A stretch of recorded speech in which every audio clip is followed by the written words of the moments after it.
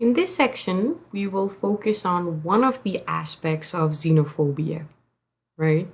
One manifestation is Islamophobia. So if you think back to xenophobia, xenophobia is a fear of outsiders, right? And so you have to already ask yourselves the question, when we see folks as the other, right? What's the criteria for that? And you might argue that, um, especially in present times with the Trump administration, we've seen an amplification of Islamophobia, or this fear of Muslim immigrants and of any kind of ideology associated with Islam. So, religion certainly is one basis for the othering, but we have to also look at really important intersections between religion and race as well. We have lots of stereotypes about Muslim immigrants. For instance, sometimes we conflate Muslim and Arab, right? But what's ironic is that the country that has the largest Muslim population in the world is actually Indonesia, right?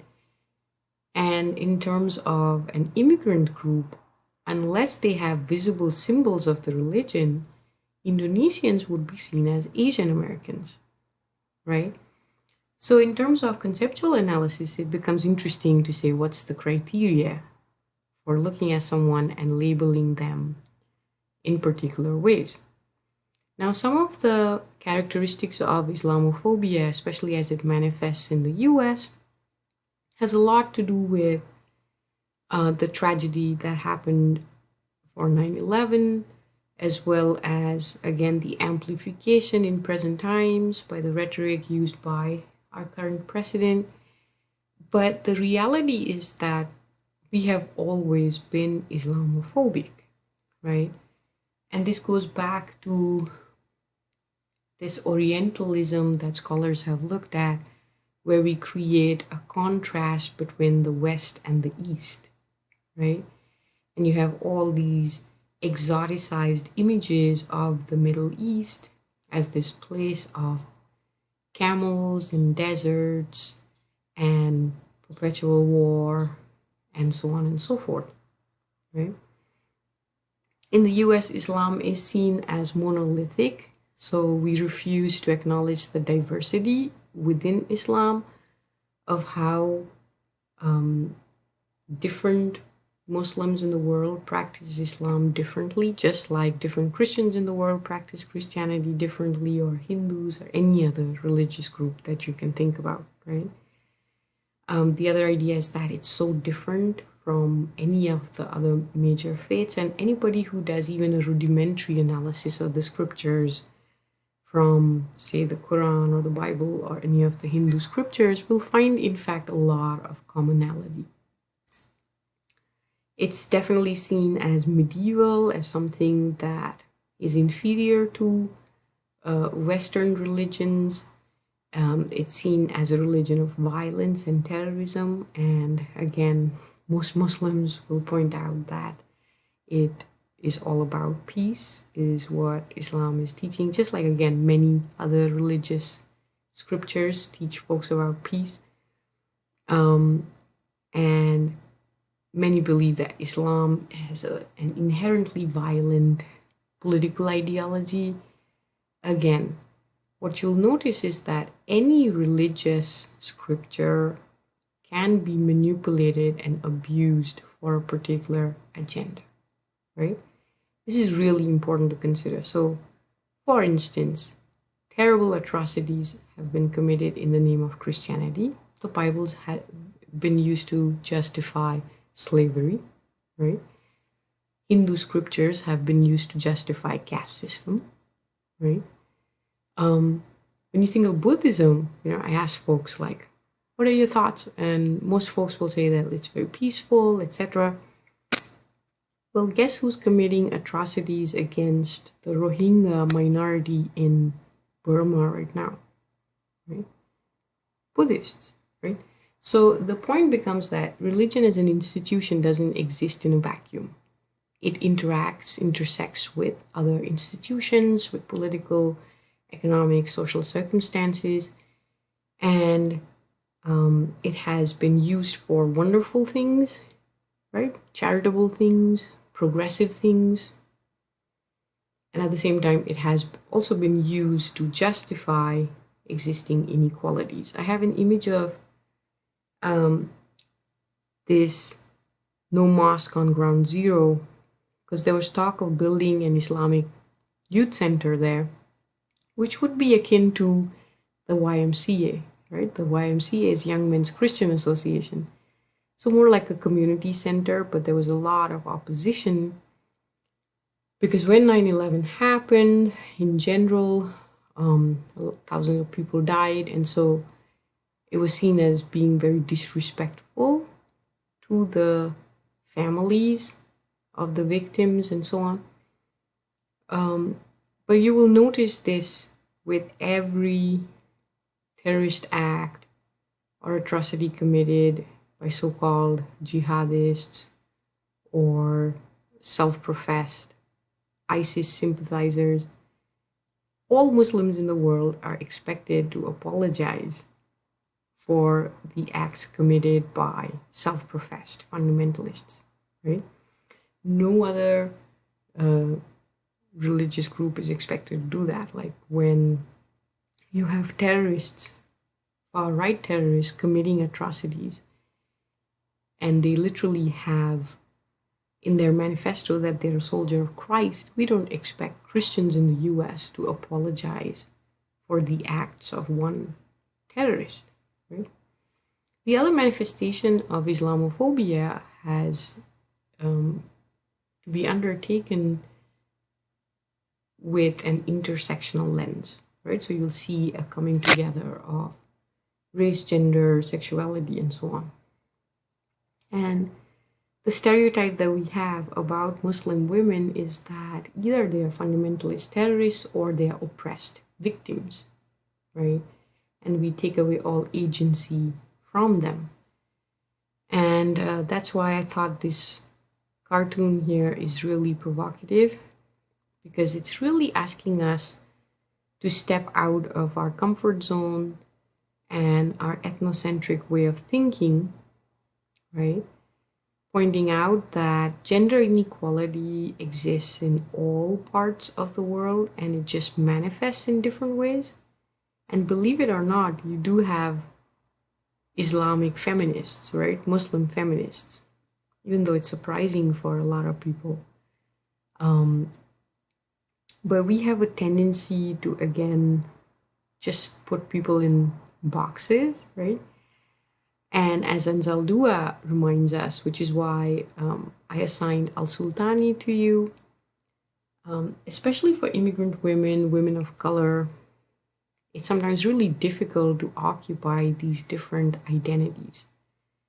Immigrant women, for instance, are often expected to be silent about issues like domestic violence, gender equality, discrimination, and so on, because they would be seen as race traitors, as folks who are airing out our dirty laundry, right?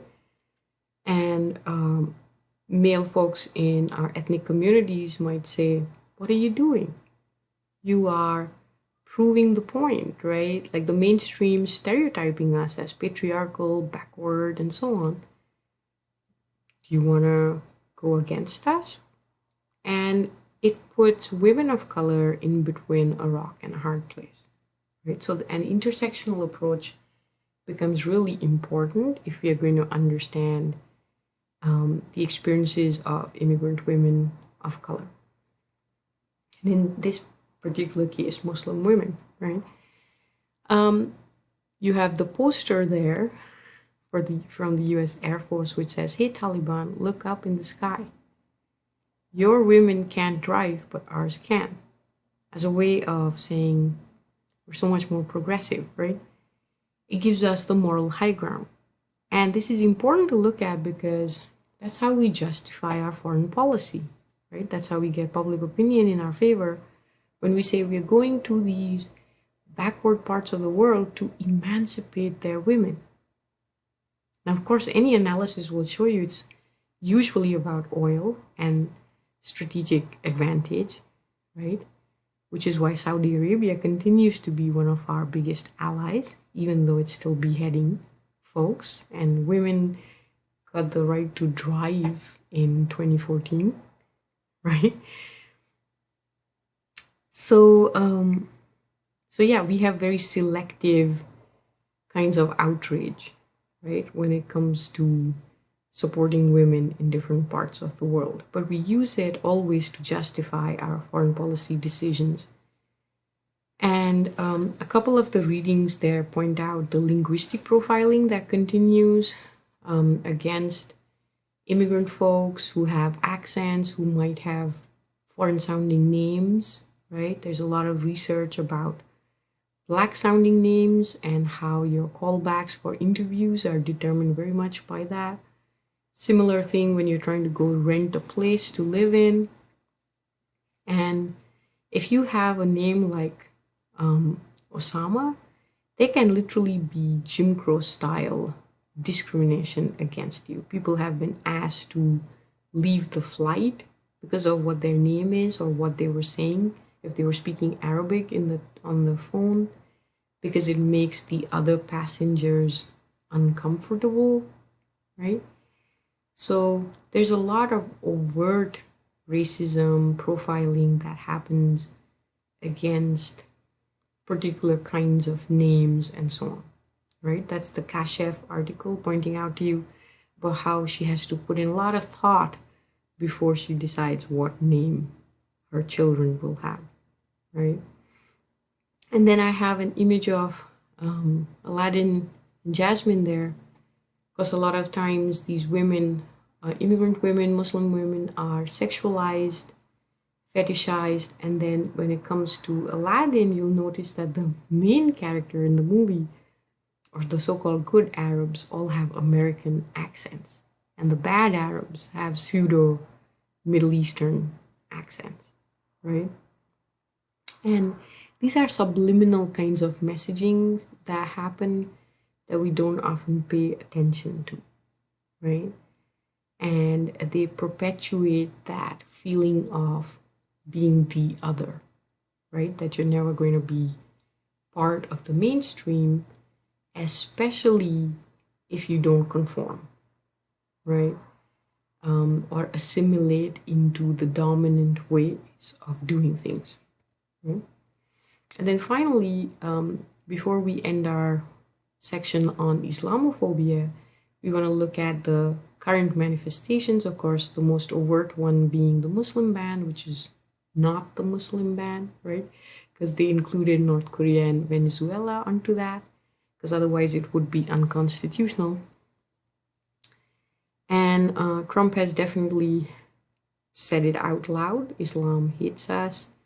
He's talked about expanded surveillance. He's talked about extreme vetting, which, by the way, we already have extreme vetting when it comes to refugees, right? And so